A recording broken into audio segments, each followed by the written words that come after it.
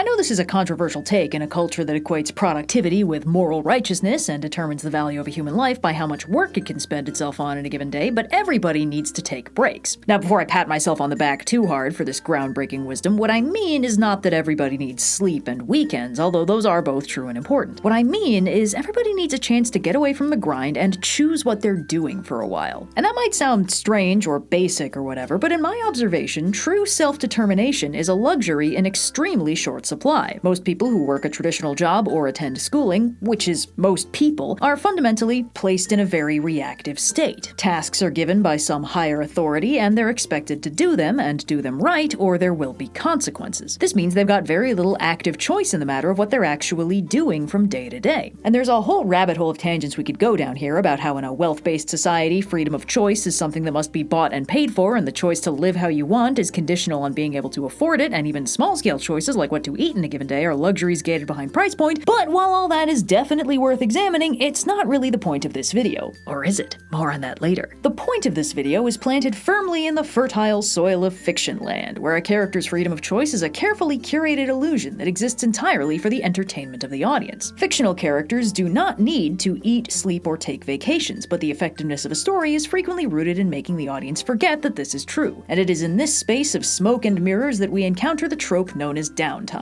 At its roots, downtime is a technical term from computing that refers to the time a machine spends non-functional due to damage, malfunction, repairs, or just being offline between bouts of work. When applied to people, it usually means the same thing. Uncharitably, it can be described as time spent being unproductive, but more loosely and less judgmentally, it's time spent doing anything other than your obligations, whatever those may be. And in fiction land, the greatest obligation is naturally to the plot. For fictional characters, downtime is generally spent not actively reacting to or advancing the plot. Characters engaged in downtime might pursue hobbies, take vacations, engage in filler episode hijinks like beach trips or low-stakes baking escapades, or broadly just take a second and vibe. Downtime episodes might contain plot-relevant information, or advance character arcs, or even end with the characters getting ambushed by extremely plot-central events, but the conceit of the downtime adventure is that the characters are putting down the plot for a minute and doing what they want to do instead. But why would they do that? Typically, a story's plot is its purpose for existing, and downtime would naturally be a waste of precious time that could be spent explaining more things, or splicing in more cool action sequences. Well, a major benefit of spending precious screen time on downtime is in maintaining the illusion of humanity and free will. As mentioned, fictional characters are narrative tools under the writer's control, serving as part of the overarching story, not real people with wants and needs. But most stories are infinitely more impactful if the audience is persuaded to forget that, so the characters are generally carefully crafted to act as much like a real person as possible, acting exhausted or debilitated when the plot's been running them ragged, even though we never see them sleep anyway, seemingly suffering from hunger or thirst even if we've seen them run just fine before on 0 on-screen meals, and, most importantly, appearing to make choices even though every action they take is chosen by the writer. To give a character downtime is to create a very useful illusion surrounding them, the illusion that they have a life and existence outside of the story. And this isn't just about letting them have a snack or a nap or take a self-care day. It's about showing the audience what the character chooses to do when they aren't being forced to react to the plot. A character in a reactive state is limited by circumstance into only showing the sides of themselves that the specific scenario they're reacting to reveals. Since most stories are about plot, most characters are only ever shown responding to varying levels of high-stakes situations, from comedy shenanigans up to crises and disasters. But to create a properly immersive illusion, it can be very helpful to answer the question, what would these characters be doing otherwise? Now, obviously, this question, like everything else in the space of storytelling, is a clever illusion. Without the plot, the characters wouldn't be here. The characters exist to react to the circumstances the writer places them in. Once the plot is done, the story will end, the happily ever after screen will drop, and the characters will vanish into the off-screen zone of non-existence. But when a story shows us characters in their downtime, it answers a question that the structure of the story is not built to answer. If the story stopped existing but the characters magically didn't, what would those characters do with their time? This tells the audience what that post-ending happily ever after might theoretically look like. It shows us what we can assume the characters get up to when the camera's off, even though when the camera is off, the character stops existing. I feel like this is a weird thing for me to be focusing on. I'm usually first in line to overthink what happens in a story when you start looking past the edges of the screen, to talk about characters like they've got lives and minds of their own that the story is just giving us a little peek into. Characters written convincingly enough take on lives of their own in the minds of the audience, who elaborate compelling narratives out into the fanfiction zone of endless possibilities. And of course, for the writer, the characters are probably very alive alive. It's communicating that complexity that becomes difficult in the course of writing the story that those characters are in. But to understand the function of downtime, I really do think it's important to remind ourselves what fiction is. A story is, by its nature, a very limited thing that, through clever use of implication, persuades its audience to extrapolate it out into a rich and complicated world full of living people. Downtime is a tool of implication used to pretend the story and characters are capable of more than just participating in the plot they're part of. Downtime is the cleverly arranged set of mirrors that turn a small stage into a seemingly infinite environment. It's legitimately vital in selling the illusion, but in order to understand it, we have to engage with it as what it is. A character doesn't decide to take a nap, practice the saxophone, play poker, or go out for drinks with the gang. A character doesn't decide to do anything. What the writer chooses to show the character doing with their downtime becomes, by implication, a reflection of what this character does when they aren't forced to do the plot. And that can be extremely revelatory. In most, but not all, stories, the implicit goal of the characters is to finish the plot. Get the ring to Mordor, complete that 5-year mission to seek out new life and new civilizations, defeat the Decepticons once and for all, so the characters exist to accomplish that goal, and from a writing perspective, once they're done, they're done. They're not separate from the story, they're aspects of it. But for the audience, who is presumably getting invested in these characters and formulating richer, more complex versions of them in their minds than they actually get to see on screen, it's easier to root for these characters to succeed in their goal of ending the story if the audience has some idea of what happy ending the characters will get to enjoy after they win. Downtime gives us a clear look at what the character wants to do if they didn't have to devote themselves to the plot, and how they would ideally spend their relaxing post-protagonism retirement. Of course, that's the simple way to do it, if the writer wants to be nice. Downtime can also be used to prime the audience for some gratuitous knife twisting. We all know that if a character talks about how much they're looking forward to their retirement, that means they're about to straight up die. If the audience is told that a character is due for their happily ever after, the writer can get a ton of easy emotional mileage out of ripping that away. And that can take a lot of forms. A character is looking forward to retiring to start a family with a love interest, oopsies, that love interest is dead. A character has dreams of switching careers, oopsies, they just received a career-ending injury. A character who used to optimistically dream of a better tomorrow has become so crushed and jaded that they can't believe in one anymore. These losses or sacrifices are only impactful if the audience is convinced of how nice it would have been for the character to not lose them, and that is work done in downtime. If the audience only sees the character in their limited functional role of advancing the plot, we don't feel it when they lose the things they ostensibly care about outside of it. Downtime doesn't just give us a glimpse into what the character likes doing when they aren't on the clock, it convinces the audience that it'll mean something if the story takes those things away. But that also does a little bit of sneaky extra work, because if the downtime is that nice, and the plot takes the form of some peril that endangers the circumstances of the downtime and only threatens to take it away from the characters, the audience and the characters can be easily convinced that it's very important for the characters to succeed so everyone can chill out in safety. Hell, this kind of story beat can be done at basically any point in the story. It's practically tradition that most high fantasy stories start with the character's peaceful home village being brutally burned to the ground by the big bad. This kind of story starts in downtime with the humble hero dicking around in Dullsville, perhaps dreaming of someday enjoying a glorious adventure if the writer wants to serve up an extra helping of cruel irony, and then bam! Their home is utterly destroyed and they lose the space where they were going to park their downtime. They have nothing left except advancing the plot and theoretically saving the rest of the world from suffering their same fate. Any future downtime, meals at campfires, nights spent in inns, are going to naturally be compared to that lost comfort of home, and that feeds into some very simple emotional knife twisting as the character reflects on what the big bad took away from them. But if we don't get to see that initial downtime, all this angst becomes hypothetical. We assume the character has more that they want than just advancing the plot, but if we don't get glimpses of that depth, we don't really feel it. One simple reason why stories feature downtime is to strengthen pacing. A plot that's just pure non-stop action 24/7 is going to feel somewhat exhausting, but more than that, it's going to feel monotonous. All high-octane action blurs together into one big mess. What makes the action pop is the contrast with the quiet parts. If you paint a canvas all pure bright red, that red's not going to feel as bright as if you were using that same shade to highlight an image that's mostly dark. In order for the loud parts to mean something, you gotta give the audience some quiet parts in between. One writer that uses downtime in a very effective way is Tolkien. Both The Hobbit and Lord of the Rings books are very careful to spend a lot of time on their respective protagonists just vibing in comfort and safety. The Shire is an idyllic slice of countryside with nothing wrong with it beyond judgmental neighbors and the occasional scary dog. Perhaps unsurprising for a writer who lost all his friends in one world war and then got to watch a second one chew up and spit out a brand new generation, Tolkien wrote a lot about what a wonderful privilege it is to have peace and quiet.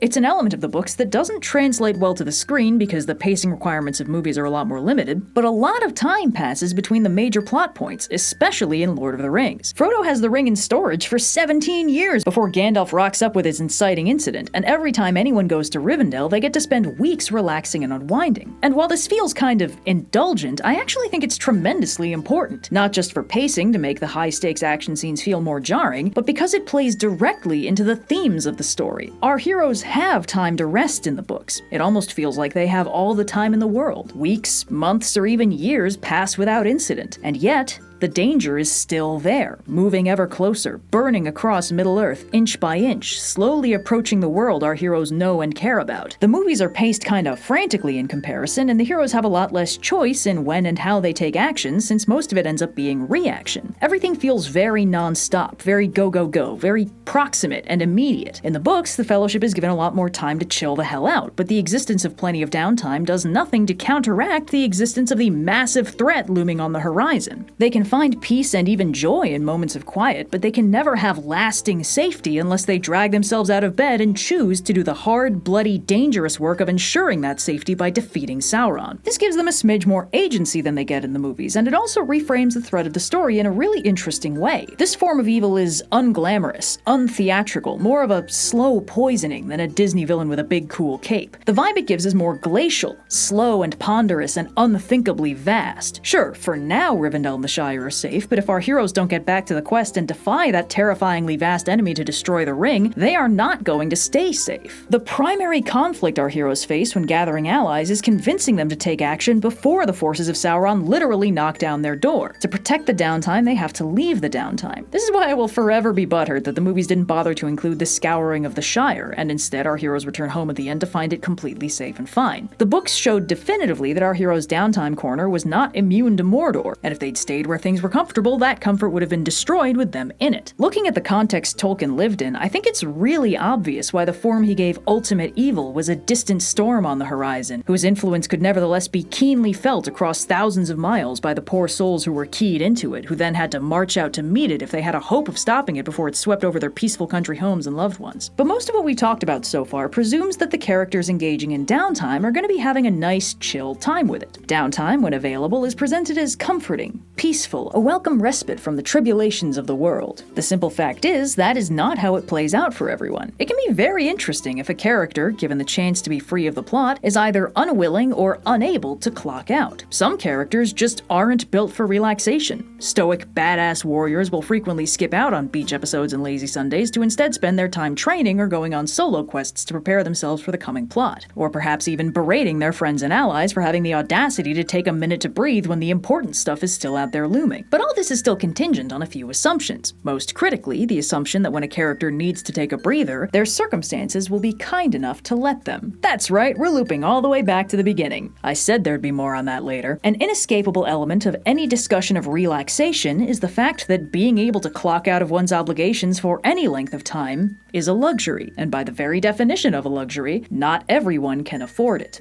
A lot of things happened in 2021. Right now, we're going to focus on only one of them, the release of Squid Game. The premise of the show is simple. Desperate people in serious need of cash are offered the chance to win an enormous sum of money by competing in a series of children's games. Our hero, a chronic gambler up to his ears in debt, naturally jumps at the chance to finally dig himself out of the hole he's in and get a new lease on life. What's quickly revealed over the course of the first episode is that the stakes of the games are higher than anyone was told. Anyone who fails the first game is shot dead on the spot, causing the characters to react quite realistically. Panic, horror, outrage, etc. But unlike most death game shows, the guys running this one go, oh, if you feel that strongly about it, you can always just vote to leave. It's not even a trick or a trap or anything like that. The vote is legit. With a razor-thin margin, the players vote to leave the game, and they're all freed back to their normal lives. Their normal, impoverished lives that they were so desperate to escape they willingly committed themselves to the world's sketchiest game show for the barest chance at getting out. The second episode of the show is titled Hell, and that doesn't refer to any fucked up sadistic game show hijinks, just the fucked up sadistic reality of life, crushed by poverty and desperation and their own uniquely inescapable personal hells that, well, a massive cash infusion could fix. Every major character faced with the sudden plunge out of high-stakes plot back into their own personal downtime realizes that their downtime, their lives outside the nightmare of the games, are so hellish that they have nothing to lose by going back in. They choose to return to the games, and throughout the rest of the show, the thought of escaping basically stops being an issue, which is quite rare for a contrived death game scenario. There's just nothing for them to escape to. By showing us that the character's downtime is just as bad, if not worse, than the high-stakes life-or-death competition, the story crushes the characters into participating in the plot because there is literally nothing else for them. The show's writer shaped this story around his own life experience, trapped in debt, having to take out endless loans to support his family. It's very explicitly a commentary on the real struggles experienced in a capitalistic society. Having enjoyable downtime is a luxury, and if it costs money to stay alive, then the consequences of not having money is death. If you don't stay on the grind and earn a cash prize doled out by some powerful person with money to burn, you don't get to live. And you certainly don't get to live well. And if you try to leave, your downtime is still shaped by that system, it's just that by not participating in it, you have no hope of ever escaping it. The episode Hell is absolutely necessary to make the show work, because without it, it's just another contrived death game with bullshit rules and the implication that if our heroes just managed to sneak out the service exit, they'd be free and clear. Hell is what forces the characters and the audience to see the contrived death game for what it is. Inescapable not because it's got real good walls, but because it's supported by an entire world quietly structured the exact same way. The Squid Game is symptomatic. It's saying the quiet part out loud. It's cutting out the middleman. And the only way to convince the audience of that is by showing us that for these poor bastards, their downtime is the more hopeless and miserable alternative to the actual murder game. All the hard work has already been done for them by the capitalist system they live in. They just need to dangle a big life-changing pile of money in front of the desperate people the system has already created and force them to dance for their amusement. Man, it's a good thing nobody's brainlessly cruel enough to do that to real people in real life. I mean, you'd have to be the dumbest motherfucker in the world to treat this show specifically like a how-to guide on intentionally squeezing entertainment out of desperate people who need money to live. Thankfully, we're all extremely good at media analysis and not creating the torment nexus from the hit show For the Love of God, Don't Create the Torment Nexus. Whew, blacked out for a minute there. What was I saying? Right, downtime. The point of downtime is to show what a character's life looks like outside of the confines of the plot. And that's not always chill relaxation. It can be extremely revelatory to show that a character has no life to get back to, that they've lost everything, or that they're crushed by obligation, or they spend all their free time honing themselves into a deadlier warrior and weapon because they're physically incapable of ever thinking of anything else. Not every character knows who they're gonna be when the story ends. Not all of them know how to be a normal person with a normal life. Sometimes they're so dedicated to their collective goals that they see their allies taking breaks as a personal slap in the face. Sometimes in the course of the journey, they forget how to be the person they were before they started, and they lose the ability to rest and recover. Some characters are good at compartmentalizing the horrors and taking a minute to just sit and breathe. Some characters are so good at resting and recovering that they make everyone around them better through proximity. Sometimes the whole point of a story is how important it is to take the time to take care of yourself so you'll actually be able to do all the hard stuff the plot demands. While the main events of the plot show us who the character is under pressure and obligation, who they are in downtime tells us a lot about who they are overall. A character who can relax is very different from a character who can't is very different from a character who won't. So, yeah,